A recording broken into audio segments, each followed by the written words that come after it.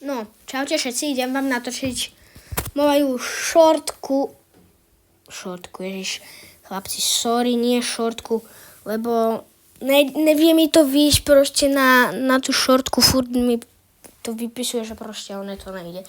Tak vám natočím video, nie šortku, tak idem sa napojiť na private a takže tak, a najprv vám ukážem moju bejsku, potom druhý účet. Vlastne moju bejsku som vám myslím ukazoval, nie? Ne, to je jedno. To je jedno, ukážem vám to aj tak. Dobre, som tu.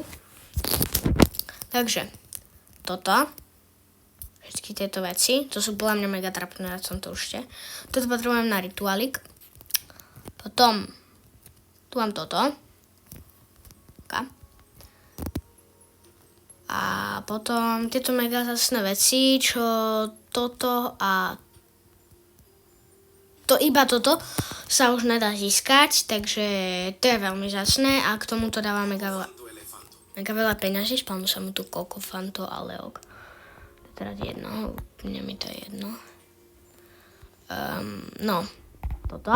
Na druhom účte. Potom toto, normálne Aura Farm. Ty kokos.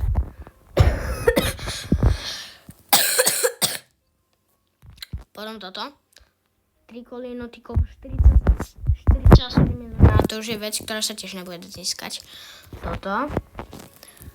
A posledná vec, neviem, či tu vôbec niečo mám. A mám. Tu tripitropu, ktorú budem potrebovať na Rebirth. Takže tu si potom dám na druhý účet a zatiaľ toto som vám chcel ukázať. Chcem sa pozrieť ešte, čo je v Brainrot Traderovi. Ešte toto. Toto si nikdy nerobte, lebo ty spravíš tú pirulotu bicykleteru a teba to stojí lavaku a toto sa húra. V sobotu o 9:00 tam spálnu toto sa húra. No, ale ja by som to tam nedával, lebo toto sa húr dávam veľa, ale nedáva akože viac.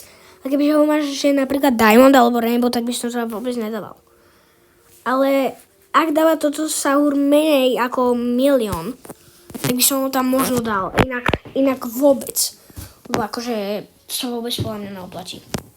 Dobre, toto bude konec videjka. Keď chcete, na budúce vám natočím Clash Royale, môžete napísať do chatu. Ak budem mať vôbec zapnutý chat, dúfam, že áno. Bo niekedy mi to tam nejde zapnúť.